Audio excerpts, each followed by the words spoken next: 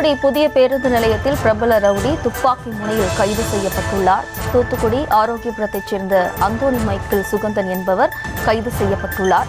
கத்தி, வாள், அரிவாள் உள்ளிட்ட ஆயுதங்களை வைத்திருந்ததால் கொலைக்கு சதியா என்ற விசாரணையும் மேற்கொள்ளப்பட்டு வருகிறது. சரித்திர பதிவேடு ரவுடி தற்போது கைது செய்யப்பட்டுள்ளார்.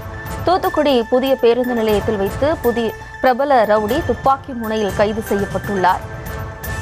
தூத்துக்குடி ஆரோக்கியபுரத்தைச் சேர்ந்த அந்தோணி மைக்கேல் சுகந்தன் என்ற ரவுடி கைது செய்யப்பட்டுள்ளார். கூடுதல் விவரங்களோடு இணைக்கிறார் நமது செய்தியாளர் முத்துராமன். வணக்கம் முத்துராமன். வணக்கம்.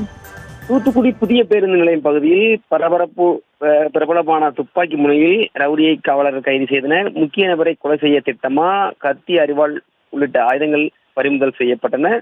தூத்துக்குடி மாவட்டத்தில் குற்ற செயல்கள் தடுக்கும் வகையில் சரித்திர பதிவேடு குற்றவாளிகளின் செயல்பாடுகளை கண்காணிக்க மாவட்ட கண்காணிப்பாளர் ஆல்பர்ட் ஜான் உத்தரவிட்டுள்ளார்.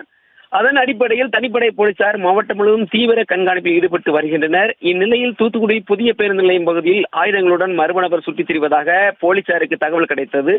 இதனைத் தொடர்ந்து தனிப்படை போலீசார் சப் இன்ஸ்பெக்டர் ராஜபிரபு மற்றும் வடபாகம் ஆய்வாளர் உட்பட தலைமையிலான அப்பகுதியில் தெருக்கள் மற்றும் முக்கிய சாலை பகுதியில் தீவிர தேடுதல் வேட்டையில் ஈடுபட்டனர். அப்போது புதிய பேருந்து நிலையம் அருகில் வாள் மற்றும் அரிவாள், கத்தி உள்ளிட்ட பயங்கர ஆயுதங்களுடன் பதுங்கி நின்ற தூத்துக்குடி ஆரோக்கியபுரத்தைச் சேர்ந்த செல்வராஜ் அவர்களுடைய மகன் அந்தோணி மைக்கேல் சுகந்தன் என்பவரை போலீசார் துப்பாக்கி முனையில் சுற்றி வளைத்து தப்பி ஓடாதபடி எச்சரித்து கைது செய்தனர்.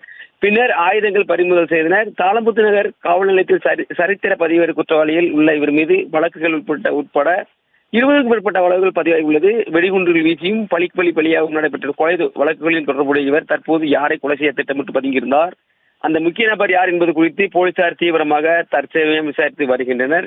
இதனால் இப்பகுதியில் பெரும் பரபரப்பு ஏற்பட்டுள்ளது. விவரங்களுக்கு நன்றி முத்துராமன்.